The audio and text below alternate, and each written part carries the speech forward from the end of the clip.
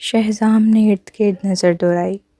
وہ یہاں 3 سال سے رہ رہا تھا، لیکن آج جب وہ یہاں آ رہا تھا، ہادی نے اسے بتایا کہ یہ وہی جگہ ہے جہاں وہ پہلے صبرین کے ساتھ رہتا تھا۔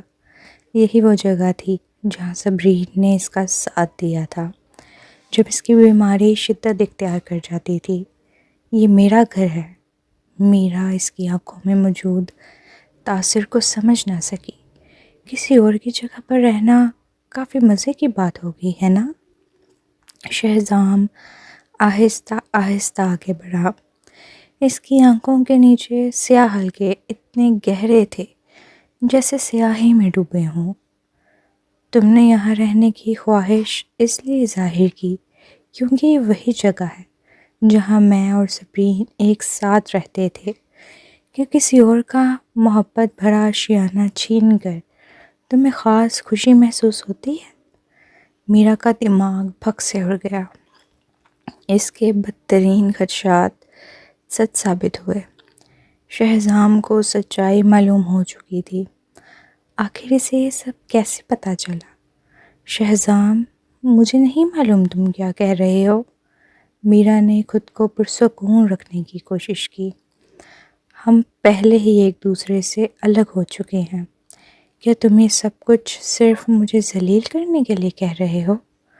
تم اداکاری کرنے میں ماہر ہو۔ کوئی تعجب کی بات نہیں کہ تنویر، زارون اور میں تمہارے جال میں پھنس گئے۔ شہزام طنزیہ ہنسا اور اسے اس طرح دیکھا جیسے وہ اسے پہلی بار دیکھ رہا ہو۔ میرا شیرازی، کیا تم نے کبھی مجھ سے سچی محبت کی ہے؟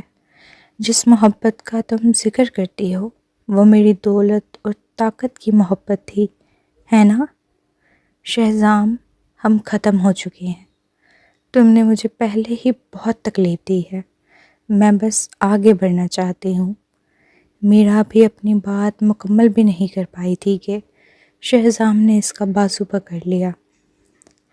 اسے اپنے قریب کھینچتے ہوئے شہزام کی نظریں یوں تھیں جیسے اگر نظریں قتل کر سکتی ہوتی تو میرا 1000 بار مر چکی ہوتی۔ پہلے میں تم پر بھروسہ کرتا تھا، لیکن تم نے علاج کے نام پر مجھے زبردستی ہپنوٹائز کر دیا۔ تمہاری شیطانی چالوں سے میں ایک مکمل بے وقوف بن سکتا تھا، لیکن تمہیں اس کی ذرا بھی پرواہ نہ تھی۔ تمہیں صرف اپنی خواہشات کی فکر تھی، اور جب تمہیں وہ نہ ملا تو تم نے تباہ کرنے کی ٹھان لی۔ کون سا ہپنوٹائزم؟ کیا تم پاگل ہو گئے ہو؟ میرا چیخی۔ اگر میں نے تمہارا علاج نہ کیا ہوتا تو تم شاید کسی پاگل خانے میں ہوتے۔ میں پاگل خانے میں چلا جاتا تو بھی بہتر ہوتا۔ کم از کم وہاں میری بیوی اور بچے میرے ساتھ ہوتے۔ شہزام کی آنکھوں میں شدید غصہ اور نفرت کے شعلے بھڑک رہے تھے۔ میں نے آج تک تم جیسی سنگ دل عورت نہیں دیکھی۔ میں نے تم پر کون سا احسان چھوڑا ہے؟ ہاں، تم امریکہ میں لاپتہ ہو گئی تھی، لیکن کیا میں نے تم سے کہا تھا کہ غائب ہو جاؤ؟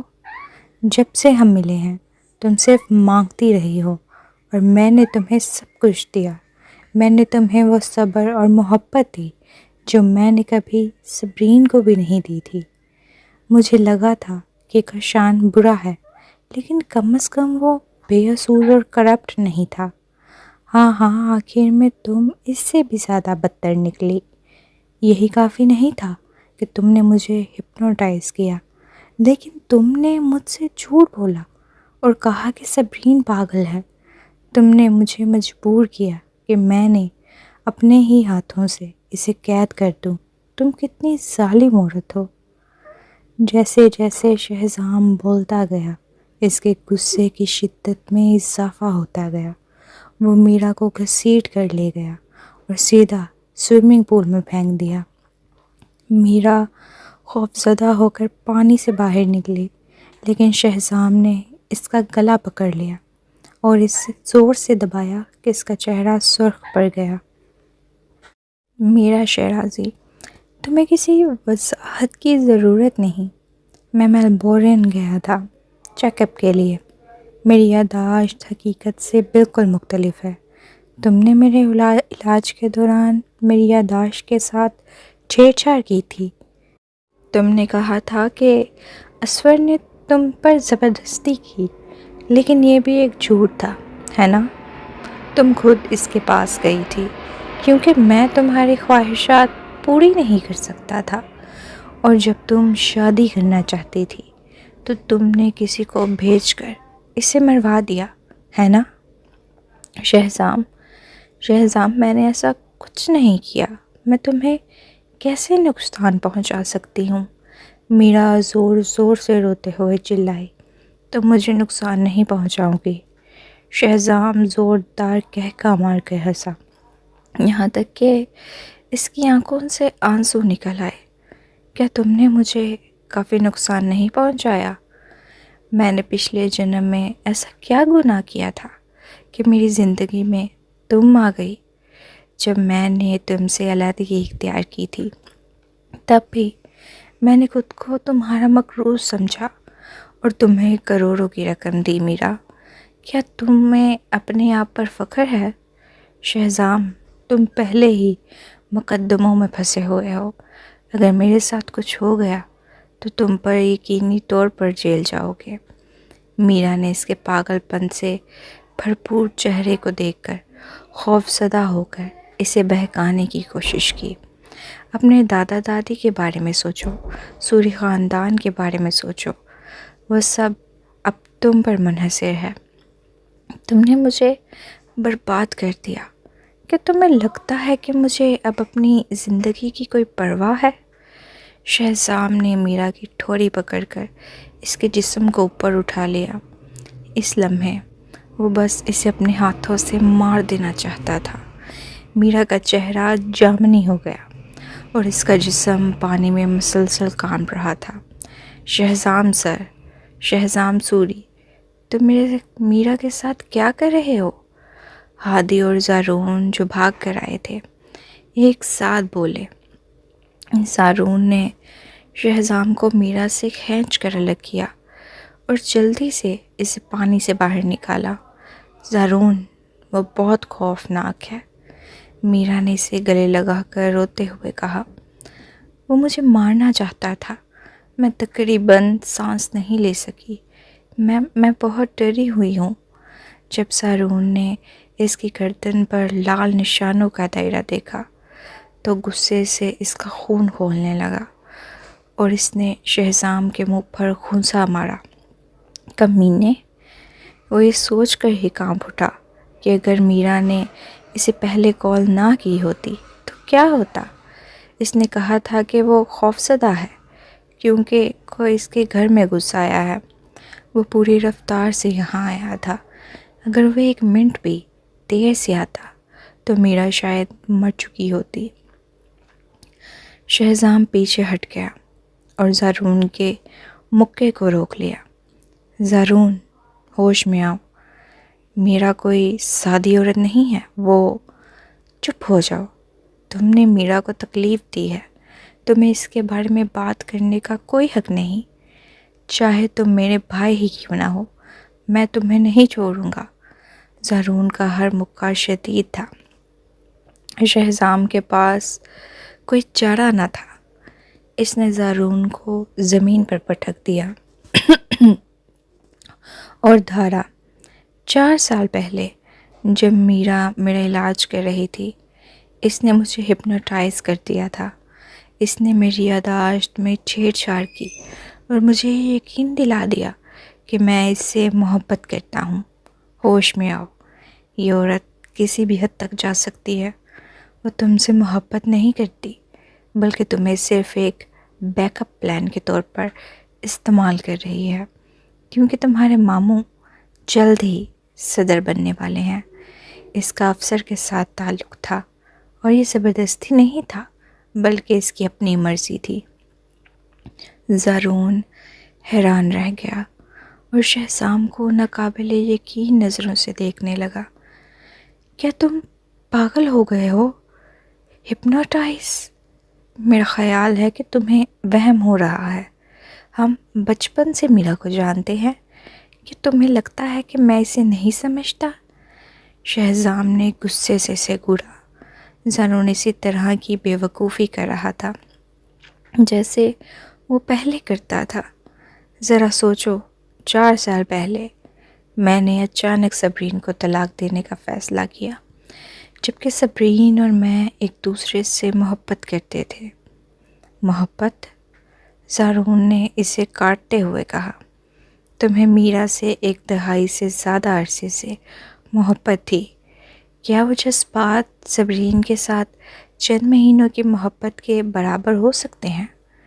جب میرا تمہارے پاس واپس آئی تو تمہارا اس کے ساتھ واپس جانا بالکل عام سی بات تھی۔ شہزام خاموش ہو گیا۔ اگر زارون اس کا بھائی نہ ہوتا تو وہ اسے جان سے مار دیتا۔ شہزام، میں نے تمہیں واقعی ہپنوٹائز نہیں کیا، میرا نے روتے ہوئے کہا۔ میں نے کبھی اس طرح کی کسی چیز کے بارے میں نہیں سنا۔ اگر میں ایسا کر سکتی تو میں نے پہلے ہی تم پر استعمال کر لیا ہوتا کہ تم مجھے کبھی نہ چھوڑتے۔ سنا؟ زارون نے میرا کو سختی سے گلے لگایا۔ شہزام، سوچ لو، میں پولیس کو اطلاع دینے سے نہیں ہچکچاؤں گا کہ تم نے میرا کو مارنے کی کوشش کی۔ رپورٹ مت کرو، میرا نے جلدی سے کہا۔ وہ پہلے ہی مقدمے میں پھنسا ہوا ہے۔ اگر تم نے رپورٹ کر دی کہ اس نے مجھے قتل کرنے کی کوشش کی تو وہ واقعی جیل چلا جائے گا۔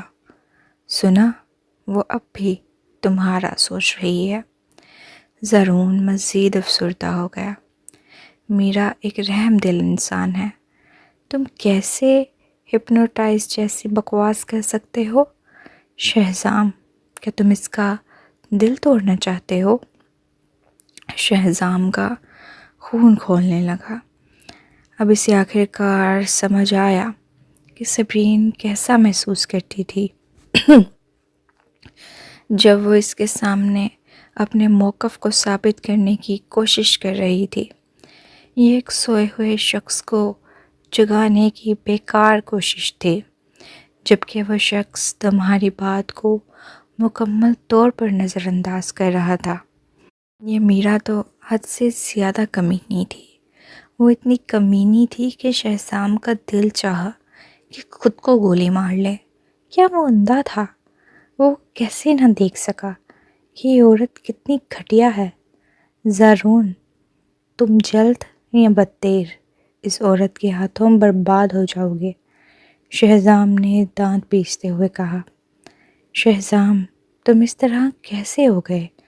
اگر تمہیں اس میں دلچسپی نہیں رہی تو کم از کم مجھے تو اس کے ساتھ رہنے دو، زارون نے گہری سانس لیتے ہوئے کہا۔ میرا کے معاملے میں کوئی سمجھوتا نہیں کروں گا، اور اگر ایسا دوبارہ ہوا تو میں پولیس کو اطلاع دوں گا۔ اسے فرق نہیں پڑتا کہ ہم پہلے بھائی تھے، میں سب کچھ قانون کے مطابق حل ہونے دوں گا۔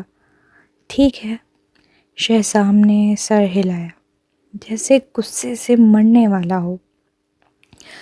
میں اب تم سے بحث نہیں کروں گا، میرا شیرازی، میں بس تمہیں یہ بتانے آیا ہوں کہ 2 دن کے اندر مجھے وہ تمام پیسے واپس کر دو جو میں نے تمہیں دیے تھے، بشمول وہ تمام رقم جو میں نے پچھلے 3 دنوں میں تم پر خرچ کی۔ اگر تم دینے پر راضی نہیں ہو تو میں قانونی نوٹس بھیجوں گا، میرا نے افسوس بھرے لہجے میں کہا۔ شہزام، کیا تم وہی شہزام ہو جسے میں جانتی تھی؟ زارون غصے سے بولا۔ شہزام سوری، تم حد سے زیادہ گھٹیا نکلے۔ تمہیں واقعی یہ سب کچھ واپس لینے کی ہمت کیسے ہوئی؟ کیوں نہیں؟ میں نے اسے کبھی ہاتھ تک نہیں لگایا، مگر میں نے اسے 100 ارب دیے اور 3 سال تک شیرازی کارپوریشن کی مالی مدد کی۔ میں نے اسے عیش و عشرت کی زندگی گزارنے دی۔ ہاں، ان سالوں میں نے یہ رقم کسی خیراتی ادارے میں دی ہوتی تو بہتر ہوتا بجائے اس کے کہ میں اسے دیتا۔ شہزام نے طنزیہ سے ہنستے ہوئے کہا اور ہادی کے ساتھ گاڑی میں بیٹھ کر چلا گیا۔ میرا گھبرا گئی۔ زرون، شہزام اچانک ایسا کیوں ہو گیا؟ میں نے وہ ساری رقم سرمایہ کاری میں لگا دی تھی۔ میں نے کبھی سوچا بھی نہیں تھا کہ وہ اسے واپس مانگے گا۔ مجھے بھی نہیں لگا تھا کہ شہزام اتنا گھٹیا ہو سکتا ہے۔ زارون نے اس کے کندھے پر ہاتھ رکھا جیسے اسے تسلی دے رہا ہو۔ اگر اس نے واقعی اپیل کر دی اور اس کے اثر و رسوخ کو دیکھا جائے تو کون اسے ہرا سکے گا؟ میرا کا رنگ فک ہو گیا۔ اس سے پیسے واپس مانگنا ایسا تھا جیسے اس کی جان مانگ لی جائے۔ اگر وہ رقم واپس کرنی پڑی تو وہ اپنی عیاش زندگی کیسے گزارے گی؟ دارالحکومت کی امیر عورتیں اس کی عزت کبھی نہیں کریں گی۔ لیکن پچھلی بار وہ عدالت میں صبرین سے ہار گیا تھا، وہ اس لیے کہ اس نے بحث ہی نہیں کی تھی، ورنہ عدالت میں اس کی قابلیت ایسی ہے کہ وہ مردے کو زندہ ثابت کر سکتا ہے۔ زارون نے سوچتے ہوئے کہا، میں تنویر سے بات کروں گا تاکہ وہ شہزام کو سمجھائے۔ اگر وہ نہ مانا تو بس ہم اسے جائیداد واپس کر دیتے ہیں اور آئندہ اس سے دور رہتے ہیں۔ زیادہ سے زیادہ ہم اس سے قطع تعلق کر لیں گے۔ زارون کو محسوس ہو رہا تھا کہ موجودہ شہزام حد سے زیادہ مایوس کن ہے۔ میرا کا غصے سے خون کھولنے لگا۔ وہ جائیداد اربوں کی تھی۔ آخر میں مسئلہ بس یہ تھا کہ زارون ہی نکما تھا۔ شہزام جب کمپنی واپس پہنچا تو اس نے فوراً مقدمہ دائر کر دیا۔ اسی دوپہر تنویر سوری کارپوریشن پہنچا۔ وہ شہزام کو سنگین نظر سے دیکھ رہا تھا۔ شہزام، کیا تمہیں واقعی پیسوں کی ضرورت ہے؟ تمہیں مجھے بتانا چاہیے تھا۔ میں تمہارا بھائی ہوں، جتنے پیسے چاہیے ہوں میں دے دوں گا۔ شہزام نے سر ہلایا۔ سوری کارپوریشن کی موجودہ حالت ایسی ہے کہ صرف پیسہ لگا دینے سے کوئی فوری بہتری نہیں آئے گی۔ میں بس میرا کو وہ رقم دینا نہیں چاہتا، وہ اس لائق نہیں ہے۔ ایسی ظالم عورت کو تو اس دنیا میں زندہ رہنے کا حق بھی نہیں ہونا چاہیے۔ شہزام کی آنکھوں میں بس سرد دشمنی جھلک رہی تھی۔ یہ نفرت اور کراہیت تھی جو تنویر نے پہلے کبھی اس میں نہیں دیکھی تھی۔ تنویر یہ سمجھنے سے قاصر تھا کہ شہزام اچانک میرا سے اتنی نفرت کیوں کرنے لگا۔ کیا یہ شہریز کے اغوا والے معاملے کی وجہ سے تھا؟ وہ صرف شبہ کر سکتا تھا کیونکہ اس بات کا کوئی ٹھوس ثبوت نہیں تھا۔ اس کے پیچھے میرا ہی تھی۔ آخر ہوا کیا ہے؟ تنویر نے پوچھا۔ اگر میں تمہیں بتاؤں تو کیا تم یقین کرو گے؟ شہزام نے طنزیہ مسکراہٹ کے ساتھ کہا۔ زارون تو اس پر آنکھیں بند کر کے بھروسہ کرتا ہے، وہ مجھ پر بالکل یقین نہیں کرتا۔ تنویر کی خوبصورت بھویں ہلکی سی سکڑ گئیں۔ مجھے بتاؤ، زارون میرا سے بہت محبت کرتا ہے۔ جس بات کی دنیا میں بعض اوقات چیزوں کا تجزیہ اتنی آسانی سے نہیں کیا جا سکتا۔ کیا میں بھی پہلے ایسا نہیں تھا؟ شہزام نے تلخی سے ہنستے ہوئے اپنے سر کی طرف اشارہ کیا۔ 4 سال پہلے جب میرا علاج کر رہی تھی، اس نے مجھے ہپنوٹائز کر دیا تھا۔ میں نے پروفیسر لنکن سے پوچھا جو بچپن میں میرا علاج کرتا تھا۔ ملک وائے میں قدیم قسم کا ایک ہپنوٹائزم موجود ہے جو کسی کے جذبات کو یوں تبدیل کر سکتا ہے جیسے وہ کوئی روبوٹ ہو۔ اس کے بعد تم جو چاہو اس شخص کے دماغ میں ڈال سکتے ہو۔ اور اس کی شخصیت کو بدل سکتے ہو۔ اب سمجھ آیا کہ 4 سال پہلے میں اچانک صبرین سے طلاق کیوں لینا چاہتا تھا اور میرا کے ساتھ کیوں رہنا چاہتا تھا۔ تنویر یہ سن کر ہلکا سا چونک گیا۔ کہیں تم زیادہ سوچتے نہیں رہے؟ اگر یہ سچ ہوتا تو تمہیں پہلے ہی اس کا اندازہ ہو جانا چاہیے تھا۔ ہاں، اصل میں یہی تو اس ہپنوٹائزم کی سب سے خطرناک بات ہے کہ تم نے نہیں کہا تھا کہ میں پہلے صبرین کے ساتھ کیف سکھانے گیا تھا اور اس کے لیے سائمن اور باقی سب کی ٹانگیں توڑ دی تھی۔ جب مجھے یہ عجیب لگا تو میں میلبورن گیا اور چھان بین کی۔ میں شیس اور اس نینی سے ملا جو میلبورن میں میرے لیے کھانا بناتی تھی۔ ان دونوں کی باتیں اور وہ چیزیں جو انہوں نے دیکھی تھی وہ سب میری یادداشتوں سے بالکل مختلف تھی۔ میری یادوں میں صبرین کی صرف برائیاں تھیں اور یہی یادیں مجھے اس سے نفرت کرنے پر مجبور کر رہی تھیں۔ مجھے لگا کہ وہ میرے قریب صرف میری دولت اور حیثیت کی لالچ میں آئی تھی۔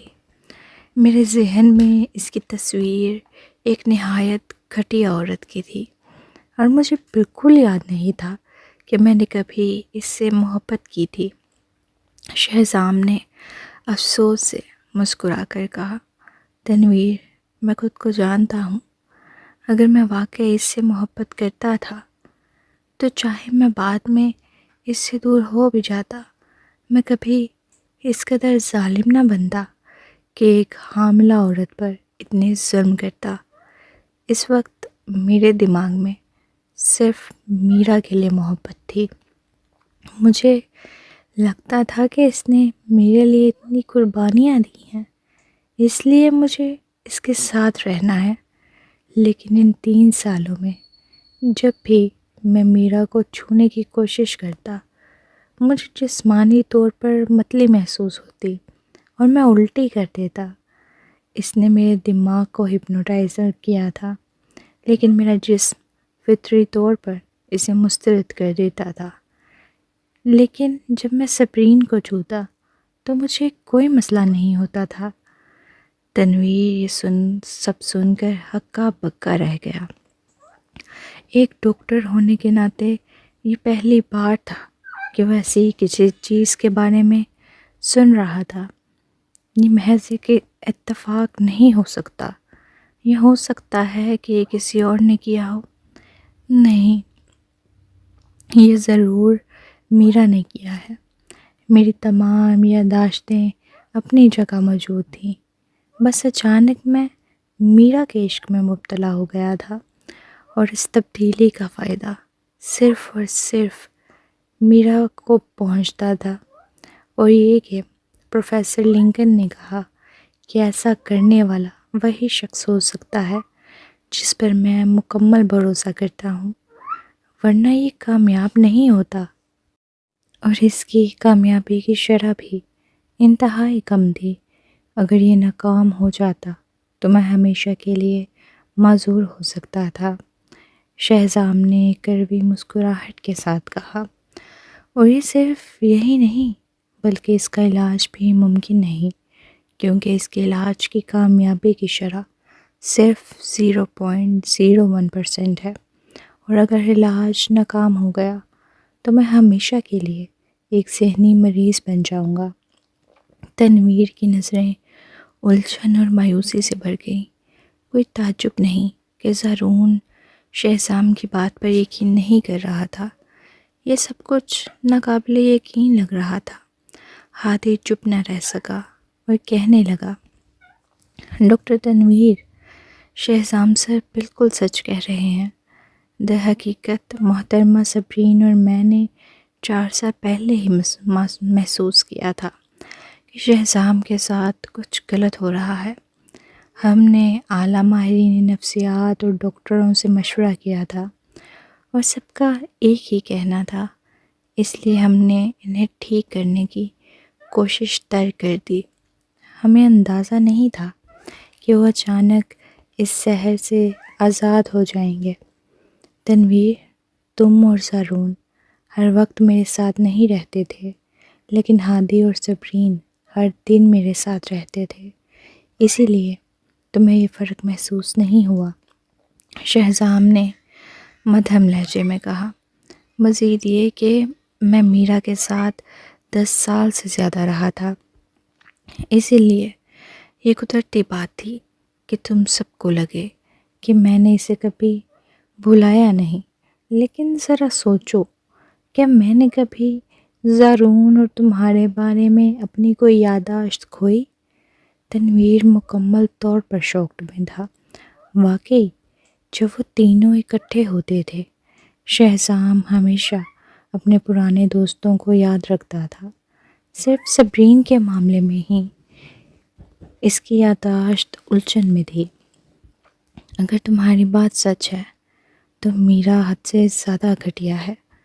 تنویر کے بدن میں جرجری دوڑ گئی۔ اس نے بہت سی کمزور عورتیں دیکھی تھیں، لیکن میرا جیسی شاطر اور مکار کوئی نہیں تھی۔ نہیں، وہ صرف گھٹیا نہیں بلکہ سفاک ہے، شہزام نے طنزیہ مسکراہٹ کے ساتھ کہا۔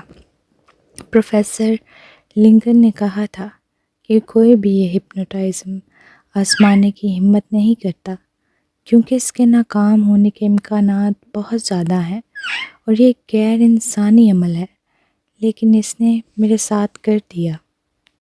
وہ کہتی تھی کہ وہ مجھ سے محبت کرتی ہے، لیکن پھر بھی اس نے سب کچھ کر ڈالا، حالانکہ اسے معلوم تھا کہ اگر یہ عمل ناکام ہو جاتا تو میں ہمیشہ کے لیے ذہنی طور پر مفلوج ہو سکتا تھا۔ تو کیا تمہیں لگتا ہے کہ وہ زارون پر بھی یہی آزمائے گی؟ تنویر نے ہچکچاتے ہوئے پوچھا۔ کیا ضرورت ہے؟